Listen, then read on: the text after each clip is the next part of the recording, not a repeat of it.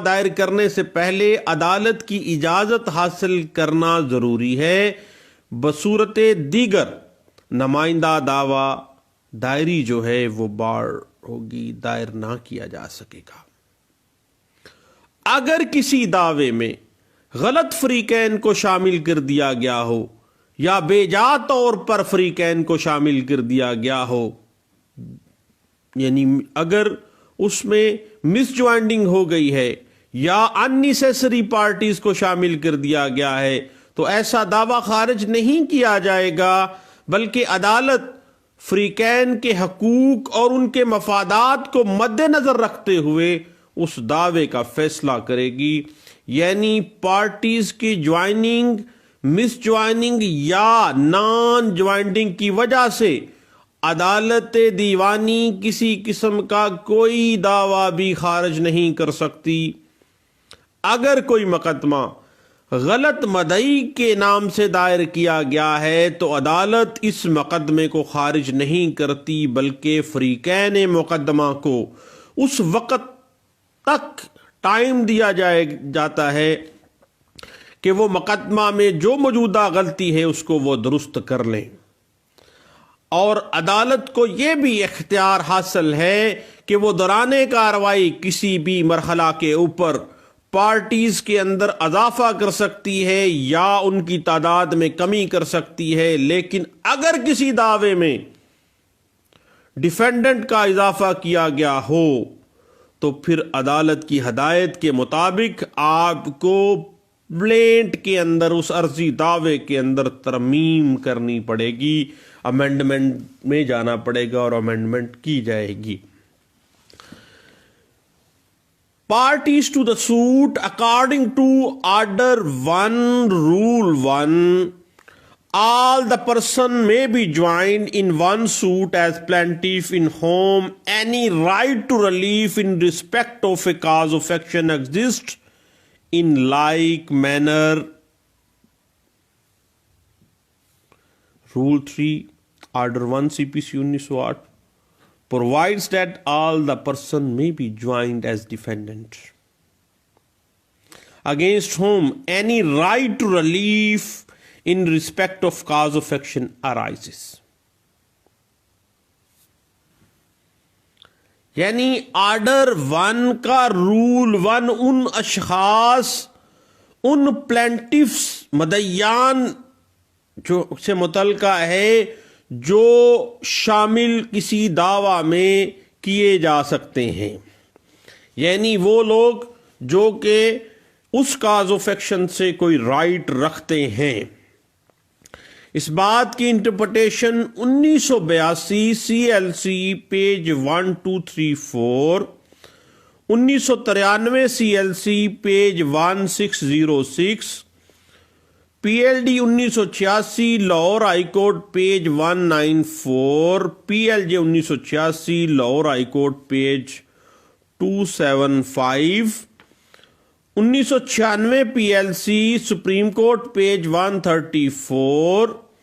और 1988 SCMR page 1311 में हमें मिलती है। और इस हवाले से ज्वाइंटर ऑफ प्लेंटिफ्स के हवाले से 2003 SCMR पेज 29, 1988 SCMR पेज 1311 इसी केस में रिविजिट किया गया और 2003 YLR पेज 1260 इस बात को अब हमें इंटरप्रिटेशन दे देती है और वाज़े कर देती है कि where necessary party is not joined the court has the option to dismiss the suit as incompetent or to remand the case with description to get impleaded all the parties and decide the matter afresh. And court can implead party even without any application. Lacuna, if left, can be filled by the appellate court. Appellate court में जाके भी ये लकूना fill किया जा सकेगा। इस हवाले से 1985 SCMR page 79, 1995 law notes page 811, 1991 CLC page 1601, PLD 1990 supreme court page 1092, 2001 SCMR page 1680, 2006 CLC page 86, 1984 SCMR page 360 और 2011 SCMR page 1591, PLD 2009 Lahore high court page 140, 2010 YLR page 763, 2006 CLC page 814, 2006 CLC page 876, 2007 CLC page 160 और PLJ 2003 Lahore high court page 329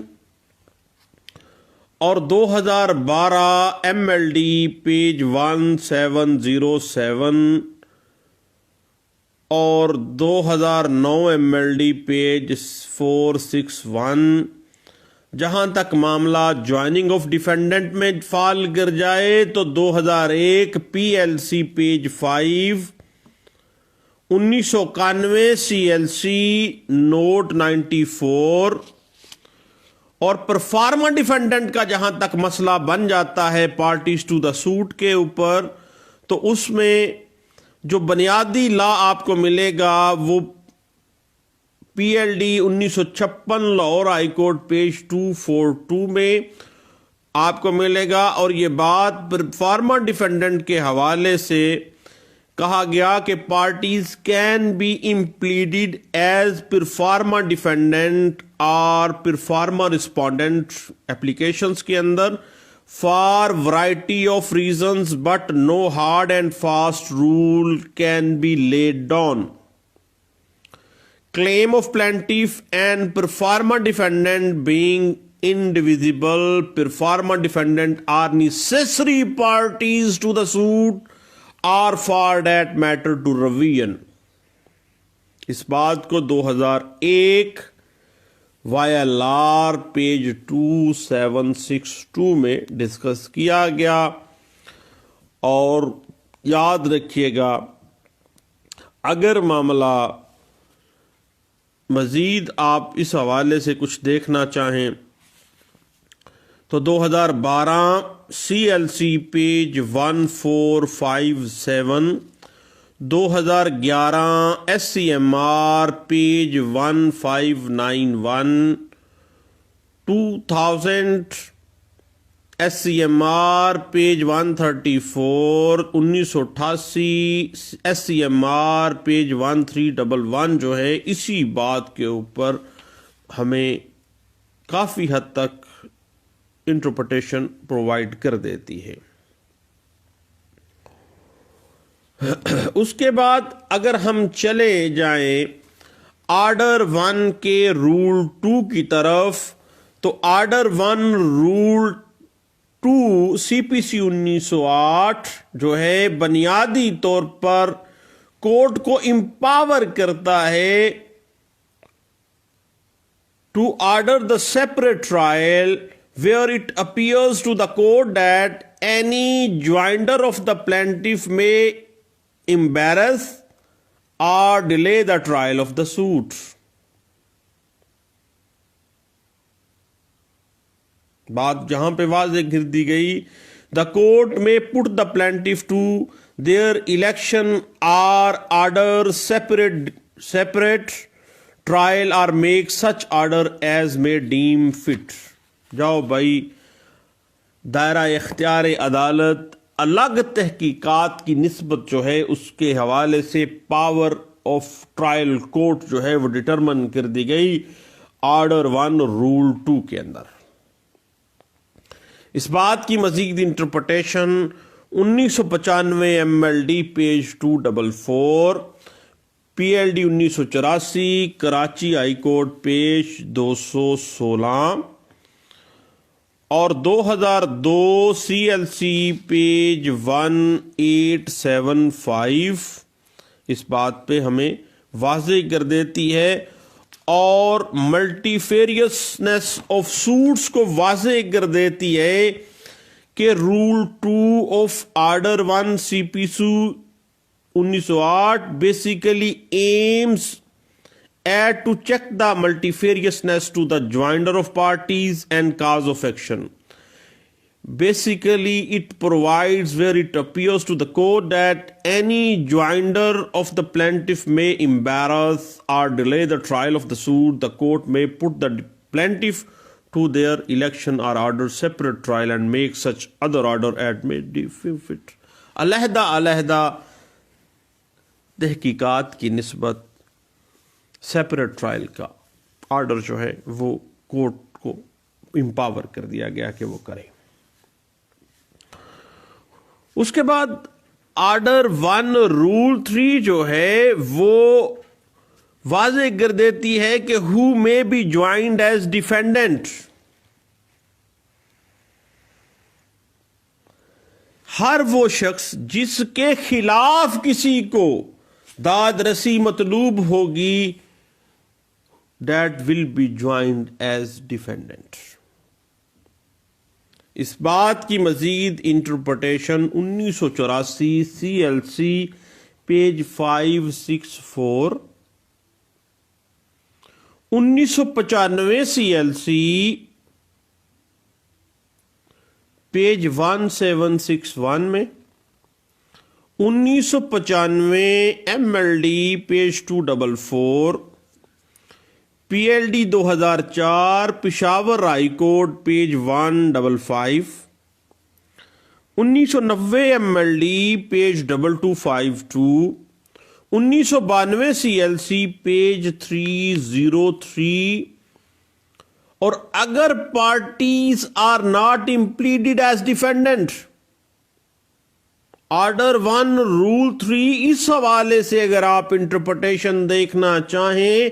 तो 1989 MLD page 2192, 2003 YLR page 1224, PLJ 2003 Lahore high court page 96, 2003 YLR page 87 और joinder of defendant same cause of action के हवाले से अगर उनसे दादरसी मतलूब है तो क्या ऑर्डर 3 रूल 1 जो है, ऑर्डर 1 रूल 3 जो है वो किस तरह से हमें इस बात की इंटरप्रिटेशन देगा। इस हवाले से PLD 2009 Karachi high court page 227, NLR 2003 civil digest Lahore high court page 407, 2009 CLC page 433, 2009 CLC page 1070 जो है as it is the preposition of the case हमें इस खास प्रीपोजिशन पे हमें वजाहत दे देता है। और अगर defendants erred as party unnecessarily then हमें 2009 YLR पेज 845 इस बात की इंटरप्रिटेशन देगा। और इसी पॉइंट के ऊपर अगर आपको मजीद कुछ देखना हो तो 2011 CLC पेज 1239 और इसी बात को मजीद अगर आप इंटरप्रिटेशन में लेके जाना चाहें तो 1990 MLD पेज 1617, 2001 CLC पेज 1589 और उसके बाद एक बड़ी अहम बात है बतौर डिफेंडेंट कि अगर सूट बाय डिजिग्नेशन है गवर्नमेंट ऑफिसर के खिलाफ तो that is not maintainable in the according to the order 1 rule 2 के तहत। इस बात को 1990 ALD पेज 2851 में, 2005 YLR पेज 277 में और वाज़े कर दिया गया कि अगर किसी केस में property in question vested with the provincial government is to be independently made party being owner of the land, designation को आपने पार्टी नहीं बनाना, गवर्नमेंट ऑफ पंजाब को बना लें, फेडरल गवर्नमेंट है तो फेडरल गवर्नमेंट को बना लें। इस बात की interpretation 1987 CLC page 2360, 2001 CLC page 701, 2005 YLR page 277 और इसी पॉइंट को डिस्कस करती है PLD 2009 सुप्रीम कोर्ट पेज 183। और इसी बात के ऊपर अगर आप मज़ीद सुप्रीम कोर्ट की लैंडमार्क जजमेंट देखना चाहें तो PLD 1980 सुप्रीम कोर्ट पेज 97 और 2001 UC page 781, 2013 SCMR page 464, 2014 CLC page 167 और इसी बात की मज़ीद टेक्निकलिटीज़ को अगर आप देखना चाहें तो 1993 SCMR पेज 1185, 2003 CLC पेज 1788 और 1988 SCMR पेज 763 और इसी बात को 2012 CLC पेज 918। अगर इस बात को मज़ीद आप इंटरप्रिटेशन में देखना चाहें और उसकी टेक्निकलिटीज़ पे कुछ बात मज़ीद करना चाहें तो 2013 CLD पेज 1718 और 2013 YLR पेज 1436 जो है वो इस बात में वजाहत दे देती है कि डिफेंडेंट को एज ए ज्वाइंडर जब भी रखा जाएगा तो देखा जाएगा कि क्या इसके खिलाफ कौन सी दादरसी प्लेंटिफ को मतलूब है। और PLD 2003 Lahore page 615, 2014 YLR page 444, 2013 SCMR page 464, 2012 CLC page 918 और 2014 CLC पेज 167 जो है वो इसी बात को बड़े अच्छे अंदाज से इंटरप्रेट कर देती है। उसके बाद ऑर्डर 1 का रूल 4 कहता है कि कोर्ट में गिव जजमेंट फॉर और अगेंस्ट वन और मोर ऑफ ज्वाइंट प्रॉपर्टीज। किसी अमेंडमेंट के बगैर भी फैसला जो है कोर्ट करने की इम्पावर है। इस बात की मजीद इंटरप्रिटेशन आपको इस तरह से मिलती है कि जजमेंट में be given without any amendment, number 1, for such one or more of the plaintiff as may be found to be entitled to relief, for such relief as he or they may be entitled to। उनके खिलाफ वाकई उनको दादरसी मतलूब है। दूसरी, against such one or more of the defendant as may be found to be liable according to their respective liabilities। अगर अदालत को वजाहत हो जाती है कि वाकई प्लेंटिफ्स को इन डिफेंडेंट्स के खिलाफ दादरसी मतलूब है तो फिर डिफेंडेंट की ज्वाइनिंग के लिए आपको अमेंडमेंट में भी नहीं जाना पड़ेगा। इस बात की इंटरप्रिटेशन जो अगर बेस में अगर आप जाना चाहें इस स्पेसिफिक प्रीपोजिशन और नोशन ऑफ द सीपीसी के हवाले से, तो all India reporter 1929 Bombay high court dB का फैसला पेज 51। और इसी बात को पाकिस्तान की एक लैंडमार्क जजमेंट है 1984 सीएलसी पेज 1897 में इंटरप्रेट किया गया था। उसके बाद दोस्तों हम चलते हैं ऑर्डर 1 के रूल 5 की तरफ। ये वाज़ेह कर देती है कि ज़रूरी नहीं कि हर एक डिफेंडेंट तमाम रिलीफ से, तमाम दादरसी से गर्ज रखता हो जिसका दावा किसी मुकदमे में इसके खिलाफ जो है वो दायर किया गया है। इसके इस बात की अगर आप देखना चाहें, अगर सम सॉर्ट ऑफ रिलीफ भी है तो पार्टी नेसेसरी है, वो डिफेंडेंट नेसेसरी पार्टी है। थोड़ा सा भी रिलीफ है तो, टू सम एक्सटेंट भी है तो। इस बात को 2001 सीएलसी पेज 90,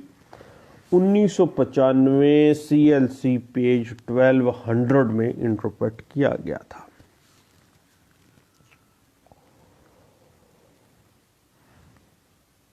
उसके बाद ऑर्डर 1 रूल 6 जो है उसमें वाज़ेह कर दिया गया कि मुद्दई को इख्तियार हासिल है कि अगर उसकी मर्जी हो एक ही मुकदमा में इन अशखास में से सबको या बाज़ को वो पार्टी बना ले जो एक ही कॉन्ट्रैक्ट की बाबत मुनफरद या मुश्तरका तौर पर लायबल हों। अब इसके अंदर वो लोग भी शामिल किए जा सकते हैं जो बिल ऑफ एक्सचेंज, हुंडी या प्रेमिसरी नोट के हवाले से भी फ्री कहने मुकदमा बन सकते हैं। इस बात की मजीद इंटरप्रिटेशन PLD 1984 Karachi high court page 216, PLD 1987 Karachi high court page 139 और PLD 1984 Karachi high court page 214 जो है हमें इस बात को इंटरप्रेट कर देती है।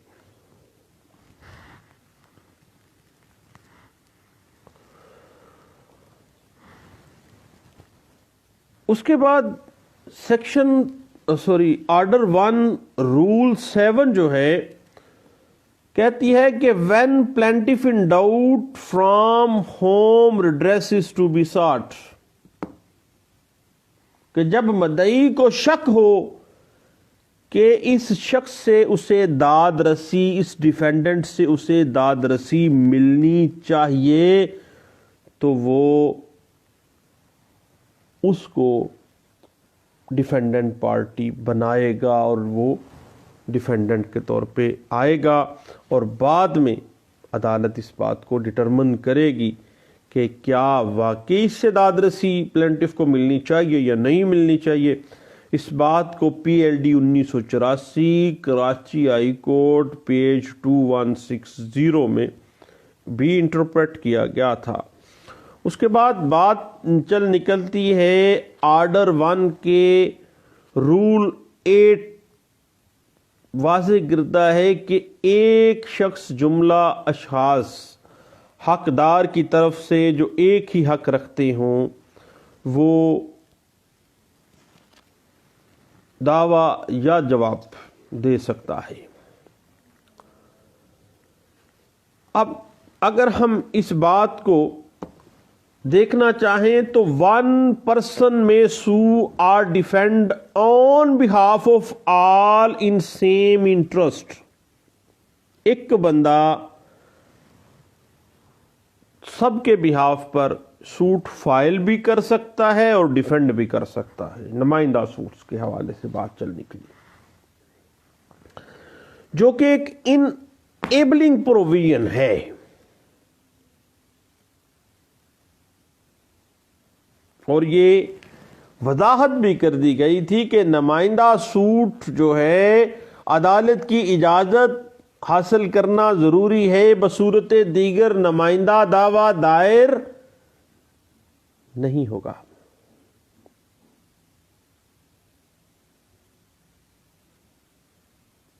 इस बात की interpretation 1983 SCMR page 587, 1998 CLC page 33,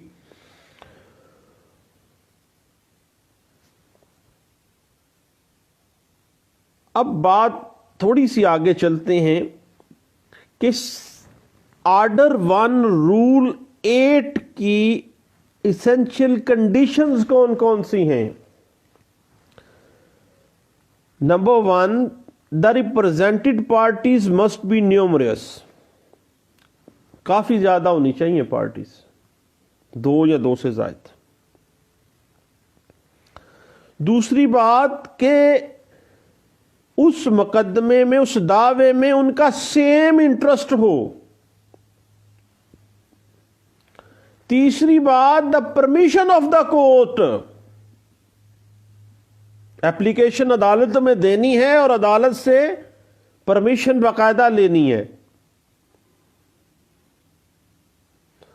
उसके बाद जब परमिशन मिल जाए, चौथे नंबर पर याद रखिएगा, अदालत परमिशन दे देती है रूल 8 के तहत ऑर्डर 1 के, तो नोटिस जो है पार्टीज को लाजमी दिया जाएगा।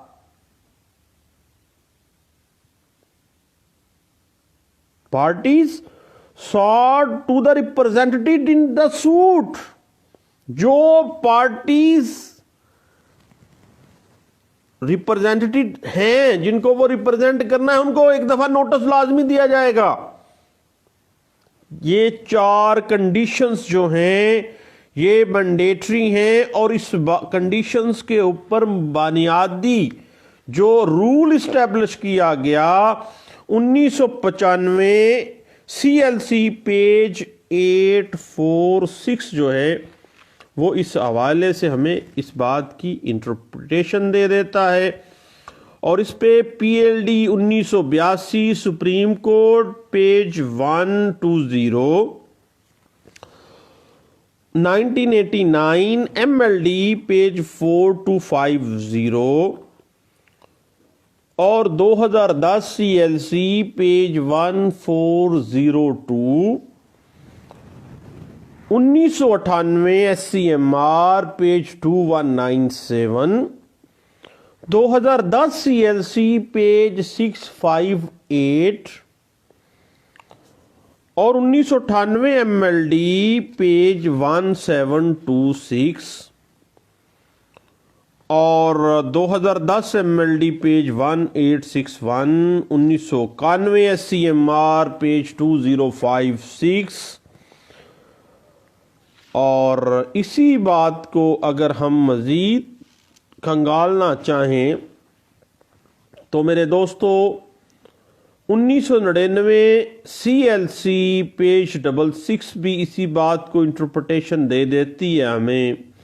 और question of law can be raised, dealt with and decided even at a revisional stage according related with order 1 rule 8 नुमाइंदा सूट्स के हवाले से। रिविजनल स्टेज पे भी ये बात जो है वो डिसाइड हुई थी और इस बात को 2003 YLR पेज 690 में इंटरप्रेट किया गया था। उसके बाद फिर हम आगे चलते हैं थोड़ा सा, तो बात वाज़े हो जाती है 2015 CLC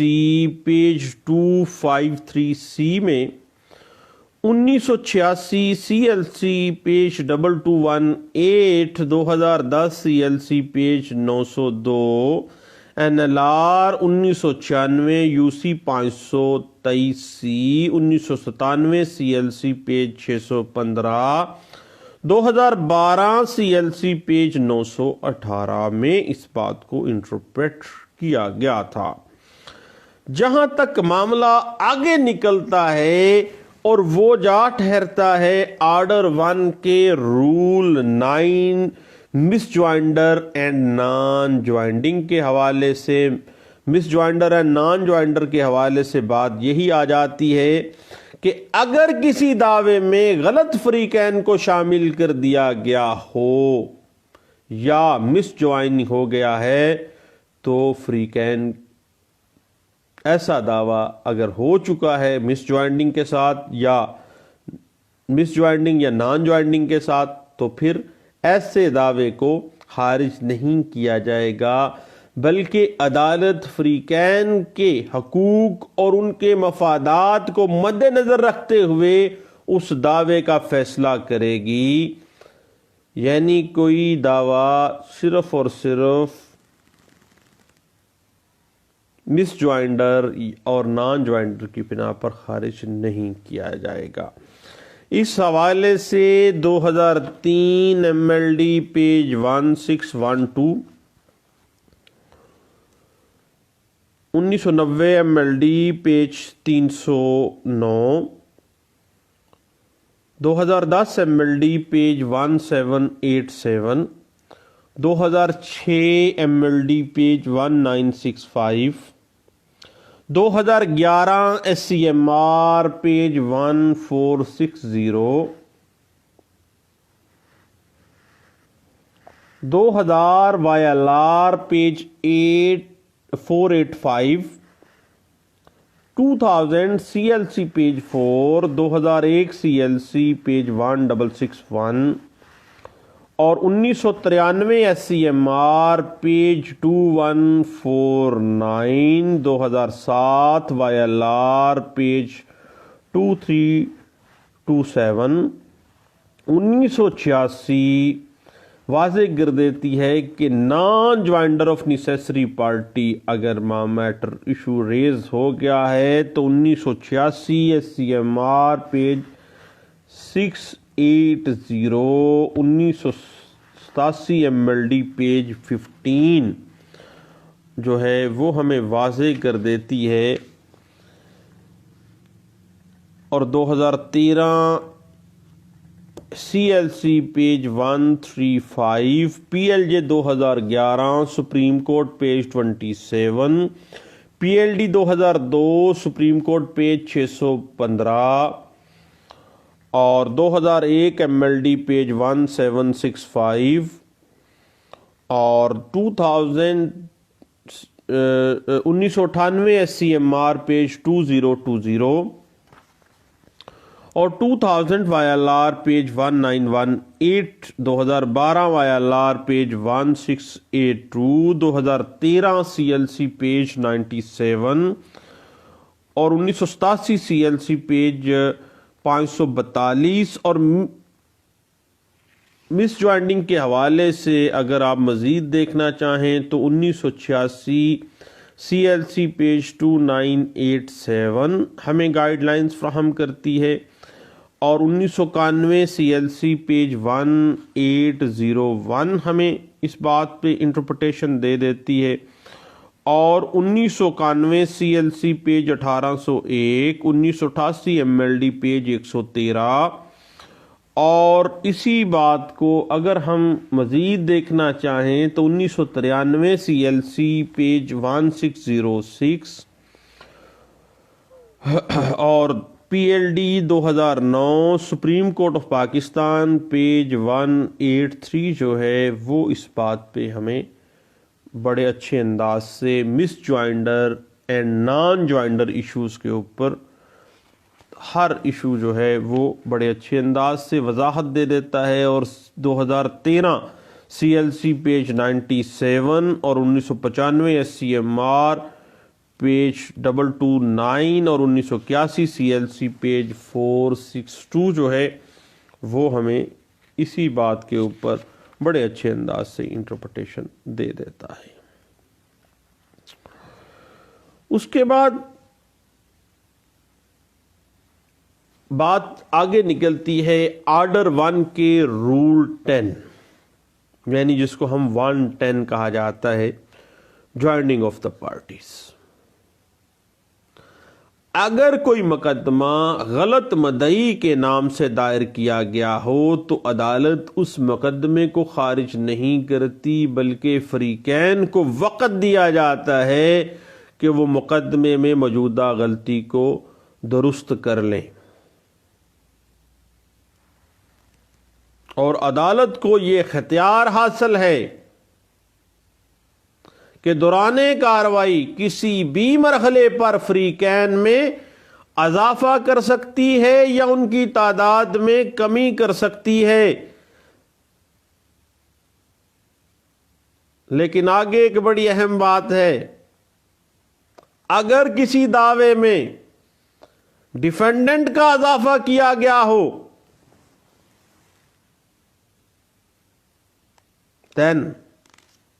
तो अर्जी दावा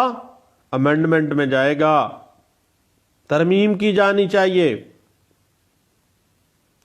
अदालत की हदायत के मुताबिक।